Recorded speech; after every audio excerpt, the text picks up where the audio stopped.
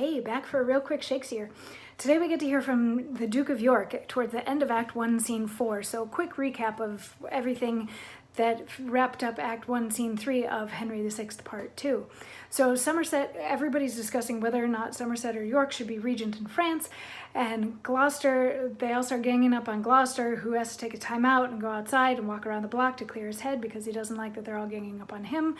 When he goes outside, the Queen drops her fan. Eleanor doesn't pick it up. The Queen boxes Eleanor's ears for not picking it up. Eleanor is like, "Ya basic," and she leaves. Gloucester comes back and he says, "I think that York should be regent because he is the more honorable of the men between York and Suffolk." Suffolk is like, no, wait. And he pulls in the petitioners who had been there at the beginning of the scene. He pulls in specifically this guy, Peter, whose Master Horner had overheard the Duke of York saying that he was the rightful heir to the throne and was going to someday usurp the throne from Henry VI. So then everybody kind of looks at York like, And Gloucester says, well, actually, I guess Somerset should be regent in France while we try to figure out this whole York thing.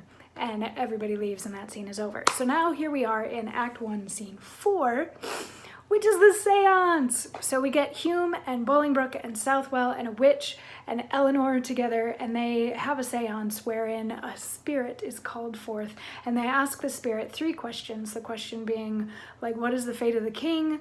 What is the fate of Duke of Suffolk? And what is the fate of the Duke of Somerset? And I'm not going to tell you what the spirit says, because once the seance is over and they're all like, hey, wasn't that groovy, and now we know some stuff, York and Buckingham come in and they arrest everybody and send them off to prison, and they're like, wahaha, we got Eleanor, we got Gloucester's wife, and everything's working out really well. And then York says, "Lord Buckingham, methinks you watched her well, a pretty plot and well chosen to build upon. Now pray, my lord, let's see the devil's writ. What have we here?" In response to the question about what's happening to the king.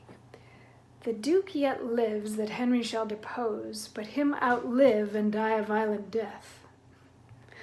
Well, this is just ius sida Romanus vincere poso. Well, to the rest. "Tell me what fate awaits the Duke of Suffolk. By water shall he die and take his end. What shall betide the Duke of Somerset? Let him shun castles, safer shall he be upon the sandy plains than where castles mounted stand." Come, my lords, these oracles are hardly attained and hardly understood. The king is now in progress towards St. Albans, with him the husband of this lovely lady. Thither goes these news as fast as horse can carry them. A sorry breakfast for my Lord Protector. At which point Bolingbroke is like, "Can I please deliver the news?" And he's like, "Have at it. And hey, serving man," who now just entered 2 lines before the scene is going to end, "I'm going to have Somerset and Warwick over for dinner." And then the scene ends. So it's kind of interesting stuff. The spirit says that Henry is going to be deposed by a duke, but then that duke is going to die a violent death. Says that Suffolk is going to die by means of water, and says that Somerset is safer like on a sandy, deserted beach than anywhere near a castle. So he should stay away from castles. So, I don't know, what do you think? Are these prophecies going to come true? This is Shakespeare after all. Anyway, I'll see you tomorrow for more on how it all shakes out. Mwah.